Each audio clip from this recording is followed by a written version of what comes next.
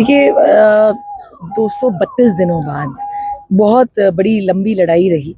मुझे आज भी याद है वो दिन, जिस दिन मेरे को पहला फ़ोन आया था सुबह 8 सितंबर 2025 को। यही वो आई थिंक डाक बंगला था जहाँ हर जिसकी जो पिक्चर्स हैं हर जगह वायरल हुई पड़ी थी। तब मुझे शाम को पता चला था कि महराज जी को कठुआ जेल लेके आ रहे हैं। 9 तारीख को उनकी एज अ लीगल एडवाइज़र जो थी, मैंने उनका डॉजी एक्सेप्ट किया था और उस डॉजी को जब मैं बाहर लेके आई थी जेल के बाहर, मैंने एक बाइट दी थी और आज मैं वो शब्द जो है रिपीट कर सकती हूँ क्योंकि ऑनरेबल हाई कोर्ट ने पीएसए पॉश कर दिया। उस जेल के बाहर जो मैंने बाइट दी थी उसमें एक स्टेटमेंट दी थी कि माननीय डिप्टी कमिश्नर हरविंदर सिंह जी को कहा था कि आपने जो प्रेम पत्र महराज मलिक जी के लिए बनाया था, इस प्रेम पत्र को हमने बड़ी रिस्पेक्ट के साथ एक्सेप्ट किया है। इसको हम पढ़ेंगे, लीगल टीम बैठेगी और उसके बाद हम जो है कोर्ट में इस मैटर को कंटेस्ट करेंगे। मुझे आज भी याद है कि स्टेट की वकील ने बहुत गर्मा गर्मी करी मेरे इस शब्द पे, क्योंकि मैंने वो प्रेम पत्र शब्द जो था वो यूज़ कर दिया था। देखिए वो शब्द मैंने इसलिए यूज़ किया था as a spokesperson of the party. Maharaj Malik मेरे लीडर हैं, तो मेरे लीडर जब अरेस्ट होंगे उनके ऊपर एक गलत ढंग से पीएसए लगाया जाएगा, तो मैं उस डॉजिए को मैंने तो प्रेम पत्र बोला था हरविंदर सिंह जी का।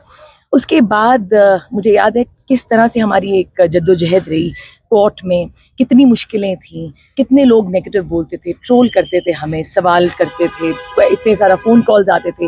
लीगल टीम की अपने आप ही एक बहुत लड़ाई थी एवरी डे। सबसे पहले मैं आप लोगों के माध्यम से हर उस इंसान का, आम आदमी पार्टी के हर वॉलंटियर का शुक्रिया अदा करना चाहूँगी जिन्होंने हमें पॉजिटिव वाइब्स दी। हर उस महराज मलिक जी के चाहने वाले का शुक्रिया अदा करना चाहूँगी जिनकी वजह से हमें इतनी हिम्मत मिली 7-7.5 महीने इस केस को कंटेस्ट करने की। हर दिन मैं महराज मलिक जी से रोज़ बात करती थी and he was very particular about his constituency. जब भी उनसे मिलने जाती थी उनका पहला सवाल उनकी कॉन्स्टिट्यूएंसी के लिए होता था। वो मुझे कहते थे, ma'am I am least concern, मुझे जितनी देर तक ये जेल में रखें, मगर जब तक ये मुझे जेल में रखेंगे मेरी कॉन्स्टिट्यूएंसी सफ़र करेगी। आज मैं बड़े गर्व से कह सकती हूँ कि 23 फरवरी को ये मैटर रिजर्व किया गया था और 27 अप्रैल को मैंने डिप्टी कमिश्नर हरविंदर सिंह जी का जो प्रेम पत्र था वो जो क्वॉश हुआ ऑनरेबल हाई कोर्ट से। जी हाँ, मैं उसको प्रेम पत्र कहूँगी क्योंकि बड़े ही सहजता के साथ, बहुत ही रिस्पेक्ट के साथ हमने उस डॉजिए को एक्सेप्ट किया था। And I still want to say that the Honorable High Court, Honorable Justice Wani has been very kind to pronounce such a brilliant order.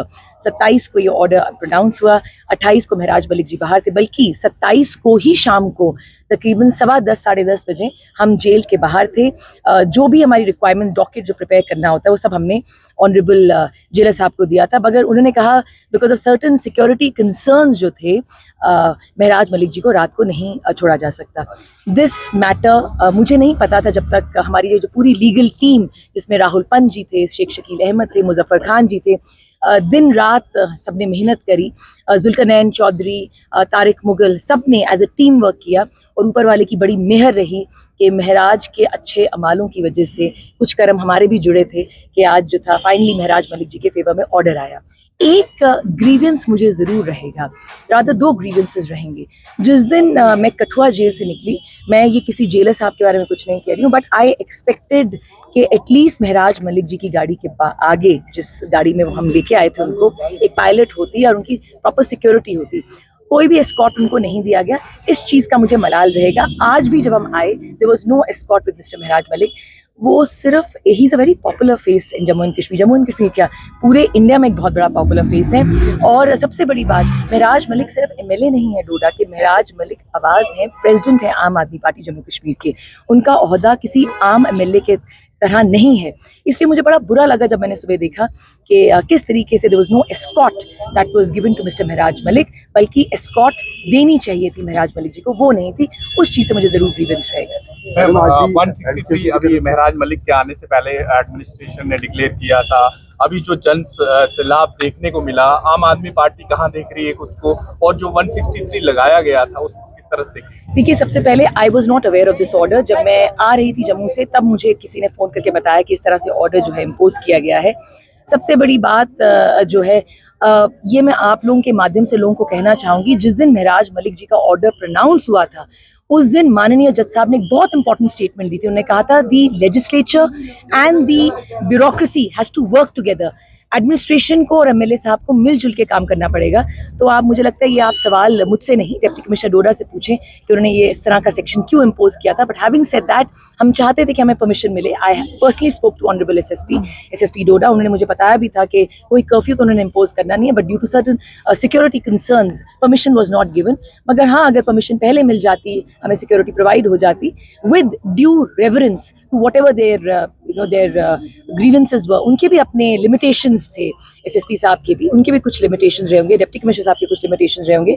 अच्छा लगता अगर हमें अलाउ कर देते, हमारी सेंट्रल लीडरशिप भी यहाँ पे होती। और मैं आपके माध्यम से लोगों तक ये कहना चाहूँगी कि जो लोग ये कह रहे हैं कि आम आदमी पार्टी ने सपोर्ट नहीं किया महराज मलिक को, मैं आज महराज मलिक जी की पेशे से एक वकील तो ज़रूर हूँ, मगर मैंने एक टीम वर्क में महराज मलिक जी का केस कंटेस्ट किया और वो पीएसए क्वॉश करवाया।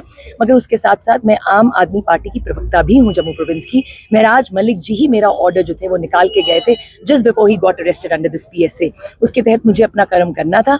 तो एज अ स्पोक्स पर्सन मुझे लगता है मेरा एक मैसेज ज़रूर रहेगा एडमिनिस्ट्रेशन को, दैट वी एक्सपेक्टेड कि वो कोऑपरेट करेंगे। और अगर जो लोग हमें क्रिटिसाइज़ करते हैं, मेरी पार्टी को, आम आदमी पार्टी को, कि नहीं सेंट्रल लीडरशिप की कोई हेल्प नहीं रही, मैं क्लियर कर दूं, अगर इमरान हुसैन जी, अगर संजय सिंह जी, अगर अरविंद केजरीवाल जी हमें लीगल टीम को सपोर्ट नहीं करते तो शायद हम श्रीनगर ये मैटर कंटेस्ट नहीं कर पाते। There was immense support from the central leadership of the Aam Aadmi party. Ma'am, आप आम आदमी पार्टी की स्पोक पर्सन है जी, जम्मू प्रोविंस की। जम्मू प्रोविंस की। जिस तरीके से आप जानते हैं कि लगभग जो है 7 एमपी जो आपके हैं जिन्होंने भाजपा ज्वाइन किया है, जी, उसको किस तरीके से आप देखते हैं? देखिए, दे आर ट्रेटर्स, वो गद्दार लोग हैं, उनके बारे में क्या बात करना है। मुझे लगता है मैं अगर उनके बारे में 1 मिनट भी बात करूंगी तो वो मेरे टाइम की बेइज्जती होगी।